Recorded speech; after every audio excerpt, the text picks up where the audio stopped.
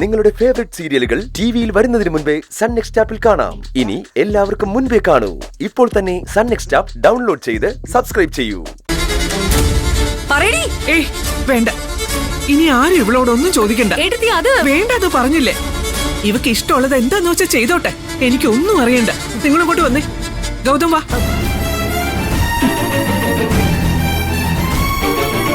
ഇനിയിപ്പോ എന്ത് ചെയ്യും? ഗൗതം അങ്ങോട്ട് ചെല്ല, ഞാൻ പുറകെ വന്നോളാം. ചെല്ല.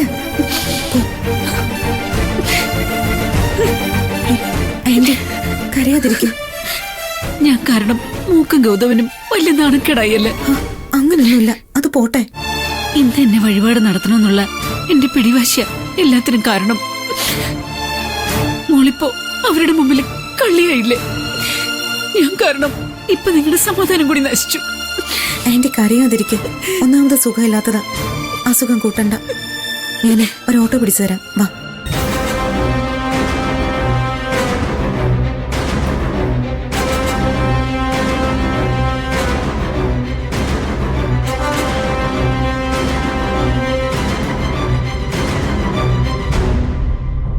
അത് ശരി, വഴിപാട് നടത്താമെന്ന് നീ ഇവിടെ വന്നിരുന്ന് റെസ്റ്റ് എടുക്കണോ? ഇതേ ആന്റിയുടെ ബുദ്ധിയായിപ്പോയി. ഇല്ല, ഞാൻ വല്ലതൊക്കെ വിളിച്ച് പറഞ്ഞേനെ.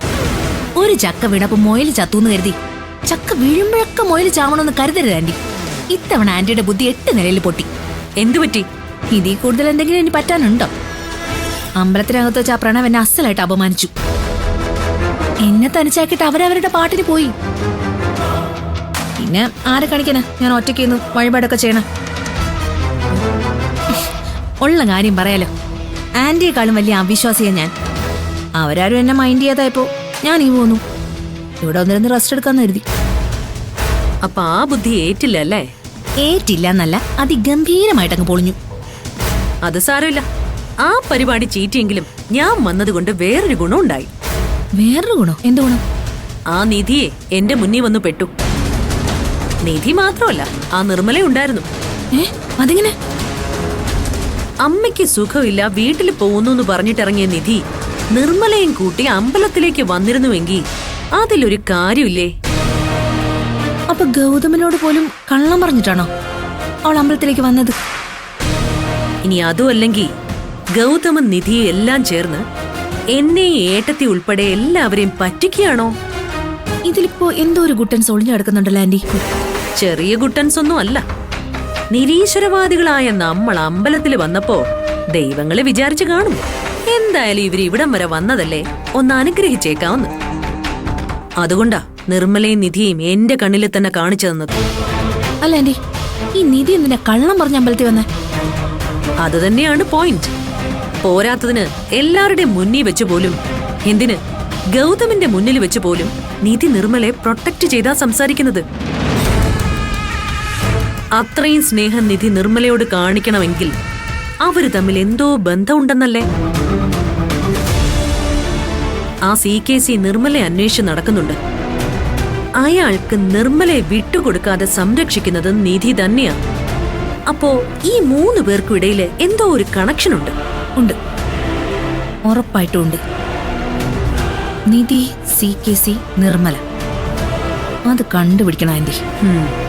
അതെ, കണ്ടുപിടിക്കണം. കണ്ടുപിടിച്ചേ പറ്റൂ. ഇനി ഞാൻ അതിന്റെ പിന്നാലെ തന്നെയാ പോകാൻ പോന്നെ.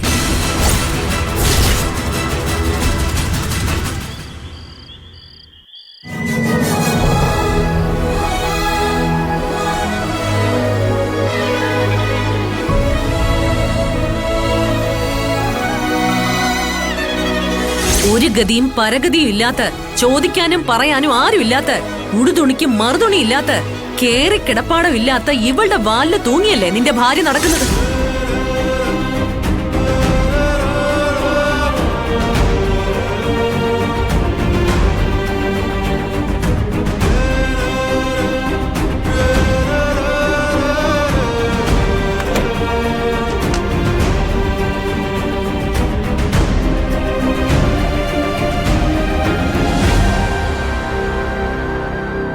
എന്താ ആലോചിക്കുന്നത്?